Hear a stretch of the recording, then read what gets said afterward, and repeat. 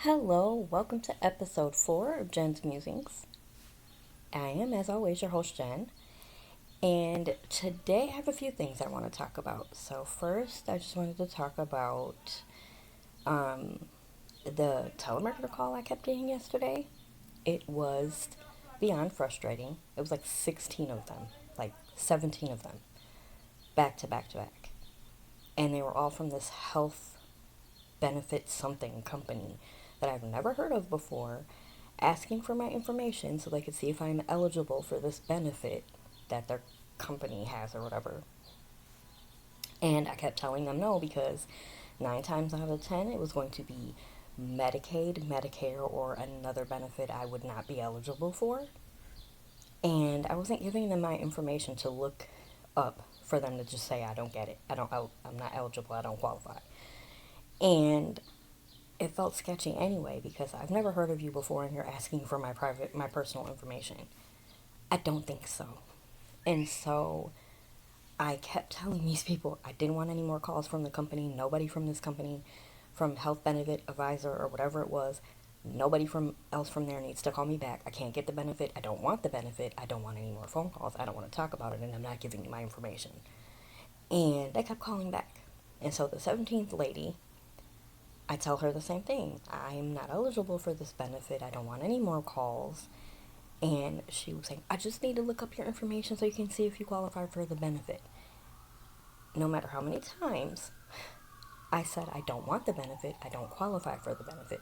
I'm not giving you my information to look up if I'm qualified or for the benefit or anything. I'm not doing this. I don't want this. I want everybody from your company to stop calling me. I am not eligible and I'm not giving anybody my information. Take me off your call lists. Take me off the do not call list. Or put me on the do not call list. Take me off your call list. Leave me alone. I don't want any more phone calls. I don't want the benefit. Excuse that alarm. And so she literally was talking to me for like 5 minutes. We're going around and around. She's trying to get my information, and I'm telling her, take me off your call list. Don't call me back. I don't want, nor can I get the benefit. Good, leave me alone. And she finally hung up, and then they didn't call back. And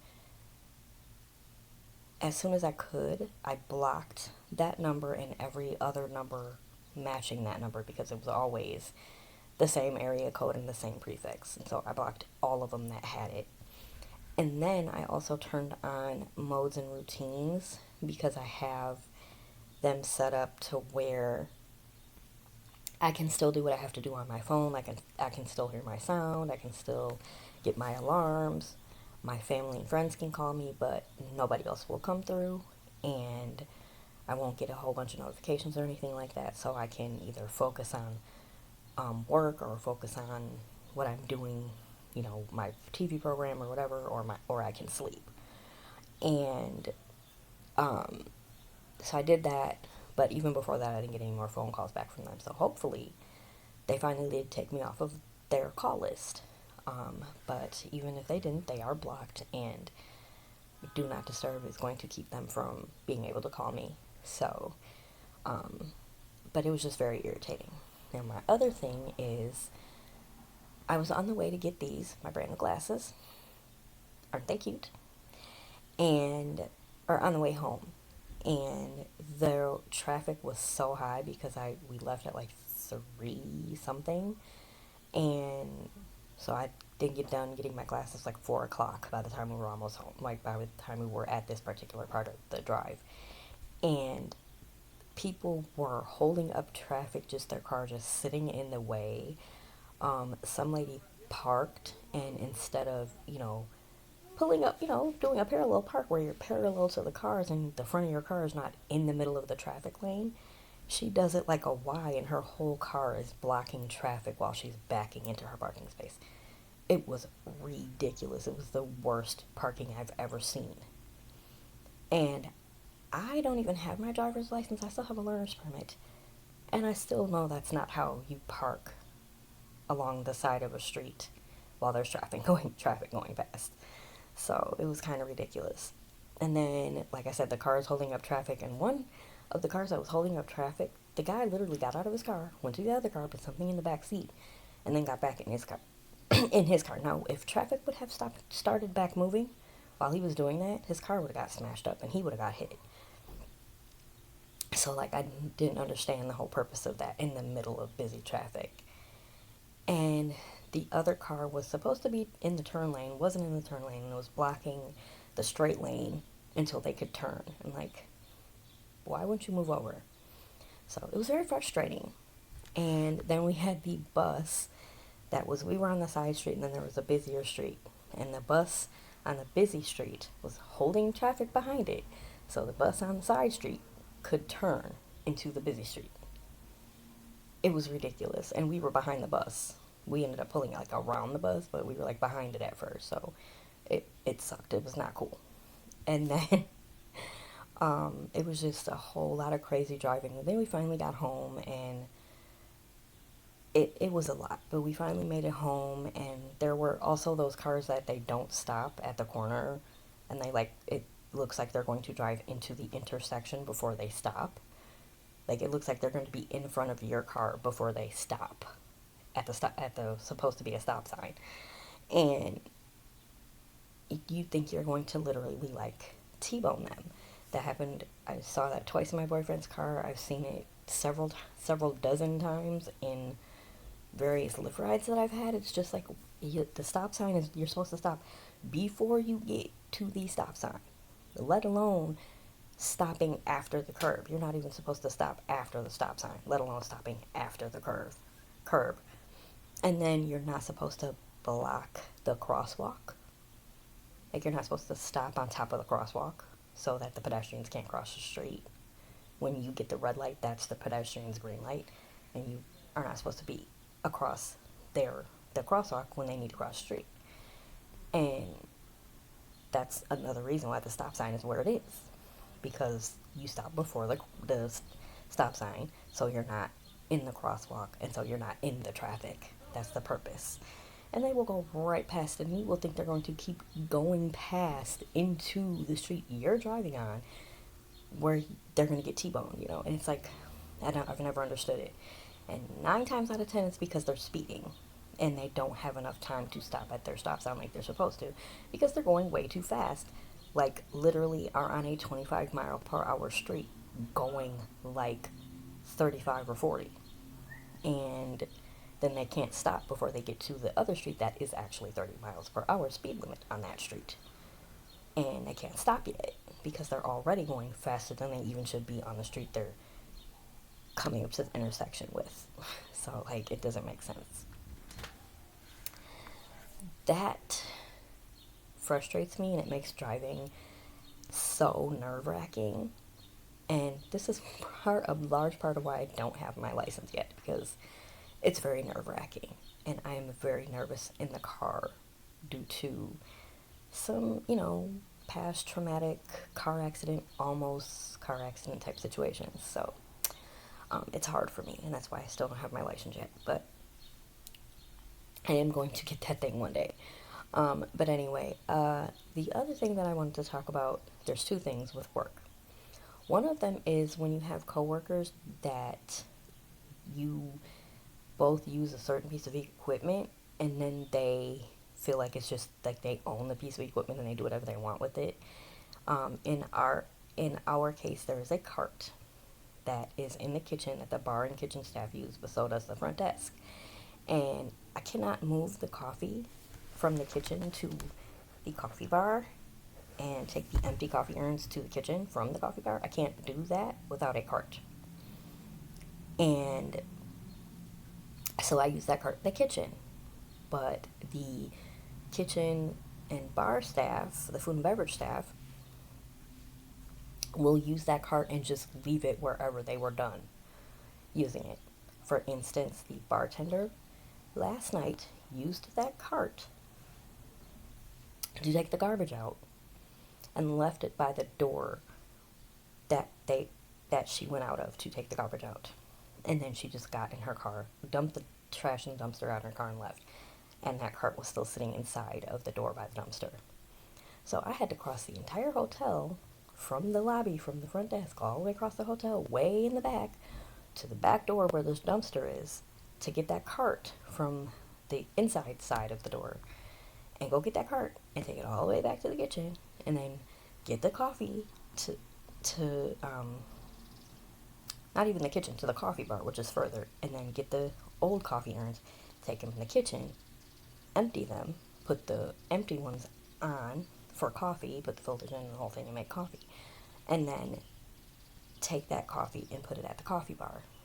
And I had to clean that cart because she had the garbage bag on the top of it where I had to put the coffee, and I'm not going to put anything food related on that cart with garbage leak all over it. Like, she had the garbage bag on top and the garbage bag was leaking. It was disgusting. And I had to clean it with bleach before I would put the coffee urns on it. That's a kind of germ hazard that I didn't want to spread. So it got sprayed thoroughly with bleach spray and scrubbed because I didn't want that on the coffee urns. And I don't understand why that is the cart they move the breakfast food with. And I don't understand why you're using the top of it where they put the food to move it to the breakfast buffet to move garbage. I don't understand it. It has 3 shelves. You could put on one of the bottom ones. Or you could use the keg cart, the little square that you put the kegs on. You could use that to move the garbage. Because using that one we put the breakfast on that's asking for cross-contamination from the garbage to the food. Like, that's not safe. And so it was bothering me. And then, like I said, I had to spend all that extra effort to go get the cart. And, like, when I had to go get the cart, I walked over there with my walker. And then when I went back to the kitchen with the cart, I had to push my walker and pull the cart to get them both over there. Because there was no way I was leaving my cart way, way, way by the back door and having to try to get over there without anything to go and retrieve it. So that's how I did it. So I wouldn't have to do that. That's not safe. So that was frustrating. And then later on, after I made the coffee, it ran out 2 hours later after I made it. And then I made some more, and that ran out an hour later. I'm like, what is happening? So we had the wrong coffee filters. They weren't coffee filters, they were tea filters. And they are too short for the filter baskets on the coffee maker.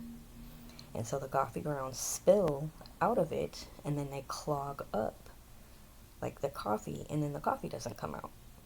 And so that's why I was getting half an urn when I was making coffee, is because the grounds were clogging it up and no more coffee would go through. So we got a delivery of supplies in the morning, and part of that delivery was the right size coffee filters. And my bartender found them, my breakfast bartender, and she made coffee with the right filter so we could get full pots of coffee and put that out. So we finally had enough coffee for these coffee drinkers that drink massive amounts of coffee, and for it not to be empty like 5 minutes after they all came to get coffee. So that was just frustrating. And then on top of that, my coworker got there at like 6:48, but then when it was time for her to clock in, she didn't go back to the clock at, like 6:56 or 6:57, so that she would have enough time to walk back there and clock in on time, which would be 7 o'clock. She goes at the last possible second and then doesn't have enough time to actually walk back to the front before she's past her start time. And I'm waiting for her so I can leave. And not only does she does that, she's on the phone and goes into the office to finish her call when she's clocked in. And she's already after 7 o'clock, which I'm supposed to be leaving, and she's already after that time. Goes in the office until 7:05 or 7:06, still finishing her phone call. So I was not waiting that long for her. So I gathered up all my stuff, and I got the money that I had to drop that I took in that night and put it in the envelope for the safe and got it ready. And then I got my purse and my stuff from under the desk where I had it, like my phone and my earbuds and some snacks. And I grabbed all my stuff and my folder with my checklist on it for my shift, and I grabbed all that stuff, and I went in the office and I dropped my money and I put my folder away and I put my checklist away, and I had dropped that money, and then I went and clocked out. And then I came back to the office, I put my my snacks in the bag and got my backpack and my purse together and got my coat and got out of there. But it was like not cool that she literally took her time, clocked in at the last minute, and made me clock out late. And I just got yelled at, or well, lectured about overtime because apparently I've been having too much. But the problem is I've been having too much because of stuff like what this coworker did today. Not clocking in on time, being late for work. And sometimes the person will just get there late and be like 5-10 minutes late. Other times it's that same coworker from this morning and she will get there right when it's time to, like, she will need to clock in a minute. Like, it's literally 6:53 when she walks in. She needs to go straight to the clock. Instead of going straight to the clock, she wants to be on the phone, make coffee, talk to the bartender, do everything except go clock in like she's supposed to. And then I'm late because of that. And she doesn't clock in until 5-10 minutes after her, 5-7 minutes after her shift, and then I'm clocking out like 10 minutes, 11 minutes late because of that. And it's a reoccurring thing. And instead of, maybe giving her another write-up or doing some other kind of disciplinary thing or emphasizing that people need to clock in at their clock in time, not after it, or there will be disciplinary action because they're causing too much overtime. Instead of doing that, my boss would rather take an entire day off of my schedule every week to avoid me having overtime than to ensure that these people come to work on time and clock in on time so I can leave on time. And she herself was late yesterday to relieve me, which is the galling thing. Anyway, so that was the frustrating. So comment, like, follow, subscribe, all of the things. I will see you in the next video.